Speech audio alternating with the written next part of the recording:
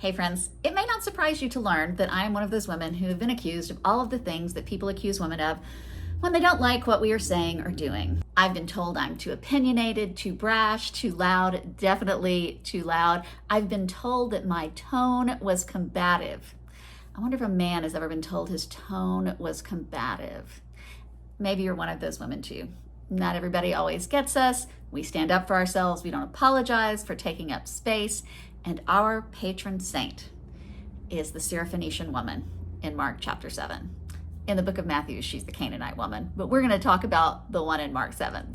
If you're not familiar with the story, pause here, take a break, check it out. Mark 7, I think verses 24 through 30. Go read it and come back. Now, this story makes me uncomfortable. It may make you a little uncomfortable too. I mean, I love the woman.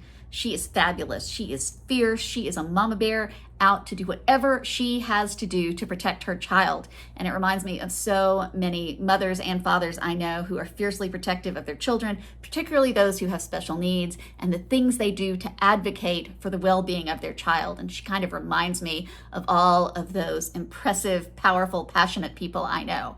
But what makes me so uncomfortable is the Jesus in this story. This is not the Jesus I know. Holy cow, Jesus is gentle and healing and kind. And in this script passage, he's just rude and ugly. For years, I have tried to figure out a way to justify Jesus' behavior in this passage. You know, maybe this was one of those times when he realized that his ministry wasn't just to the Jews, but to the Gentiles as well. Maybe the whole thing was a setup to bring a teachable moment to the disciples. Maybe Jesus was just hangry. Fully human part of him was hangry and he just behaved badly. But you know, I don't worry about that so much anymore, because for me, the story is no longer about how Jesus behaves. It is about this fierce woman and what she is willing to do. This is the faith of a woman who is other. She does not belong. She is not part of the people that Jesus came to save, but she is pushy and persistent and clever, and I love that about her. In spite of what the world has told her, in spite of what Jesus has told her, this woman knows that she has value and worth and is deserving of Jesus's time and attention. She gets it. Now, you may chalk up her boldness to the last-ditch efforts of a desperate mother, but I think there is more at work here because of what she says, Jesus. Even the dogs get the scraps that fall from the table. Even I get access to you. She knows that she is worthy. She gets it. That God's grace is not something we achieve, but it is something we receive. And yes, that rhymes, but it doesn't mean it's not true. The Syrophoenician woman gets who she is in light of who Jesus Christ is. And that is something we so often forget ourselves.